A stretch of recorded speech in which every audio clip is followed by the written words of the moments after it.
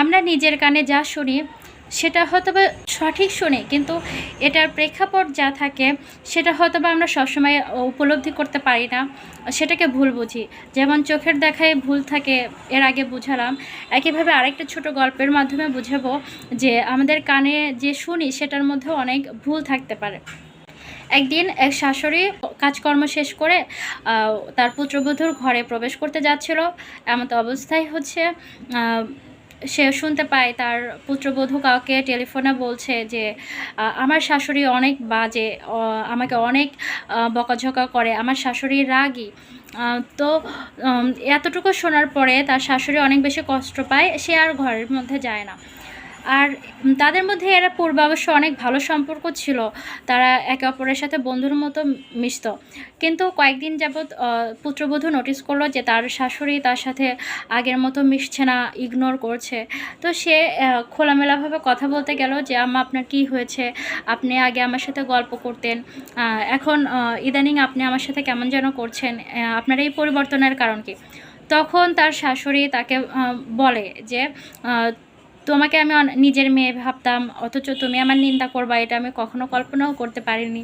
তো তখন পুত্রবধূ আসলে কিছুই বুঝতে পারে না, বলে আমি কেন আপনার নিন্দা করব, বা বিষয়টা কি সে জানতে চায়। তখন শাশুড়ি তো একটু রাগ করে যে এত নাটক কেন করতে হবে, তুমি সেদিন হচ্ছে টেলিফোনে এটা বললা, আমি তো সব শুনতে পেলাম। তো তখন পুত্রবধূ হাসছিল আর বলছিল যে ভাগ্যিস আমার ফোনে হচ্ছে কল রেকর্ড ছিল, না হয় আপনার এই ভুলটা এখন আমি কিভাবে ভাঙাতাম। তো তখন সে কল রেকর্ডটা অন করে।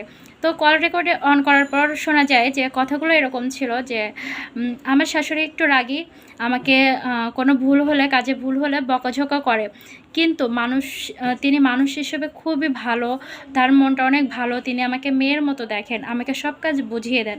এই যে বাকি কথাটুকু কিন্তু তার শাশুড়ি শুনতে পায়নি, প্রথমটুকু শুনেই সে রেগে মেগে অন্য রুমে চলে গিয়েছিল। এই যে তার পুত্রবধূর প্রতি যে ধারণা তৈরি হয়েছিল যে আমার পুত্রবধূ আমার নামে অন্যের কাছে নিন্দা করে, সেই ভুলটা ভাঙলো কিভাবে? এই যে কল রেকর্ডটা শোনার পরে।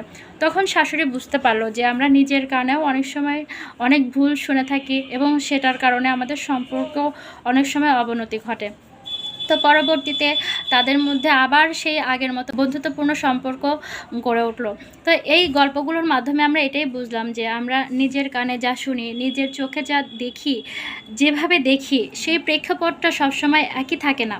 হয়তোবা আমরা যেভাবে ভাবি ঘটনাটা ঠিক তার বিপরীতও হতে পারে।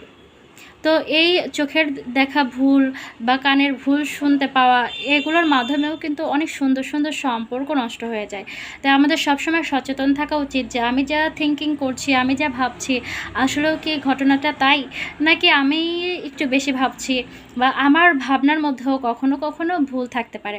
এভাবে যদি আমরা চিন্তা করতে পারি তাহলে কিন্তু আমাদের সম্পর্কের অনেক জটিলতা সহজ সরল হয়ে যায়।